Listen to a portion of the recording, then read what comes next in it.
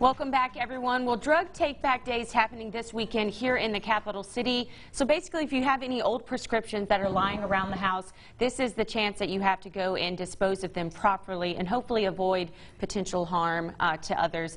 There in your home, we've got Special Agent Scott Arsenault joining us this morning. Good morning to you. Good morning. Thank you so much for coming on today and helping us learn a little bit more about this event happening this weekend and the importance behind it. So first, just tell us a little bit about Drug Take Back Day and kind of the goal behind this event.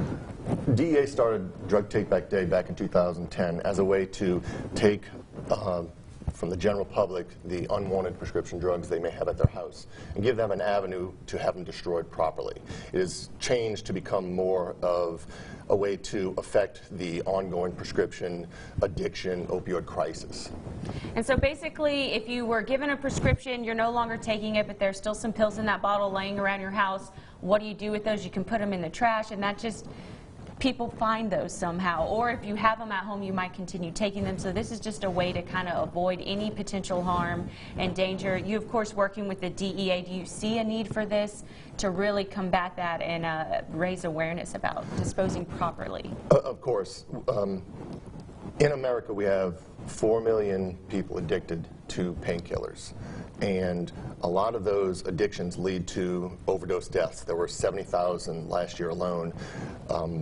Two-thirds of those, almost 50,000, were as a result of opioid usage. And what we see is those people who are addicted and or dying from this, they're getting the drugs from family and friends from the medicine cabinets. And what we're trying to do is give the public an avenue to take those drugs that aren't being used, that have been prescribed and years ago. We have people that have medicine in their cabinets from 10 years ago. And that is a potential source of supply for people to begin their addiction, to start. So we want to give the public a chance to bring it to us. We'll destroy it properly and hopefully hit at home where the addictions are beginning. And that, of course, a growing trend really across the nation. We've been hearing a lot about it, especially in recent years. So this is a great way to get ahead of that and really be part of the positive change with the opioid crisis. So there's going to be a number of drop-off locations. How's that work this weekend? Do they just bring them? Do they need to be in a bag? How does that work? Well, nationwide, there's about 6,000 drop-off locations. There's several in the Baton Rouge and surrounding parish areas.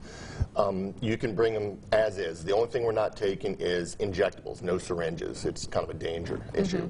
But bring them as is. You'll come, you'll dump them, give them to us, we'll put them in a bag. It'll be tied up, closed, never open again until it's destroyed. Totally anonymous. You don't have to give your name or anything. Just bring them and we'll take it.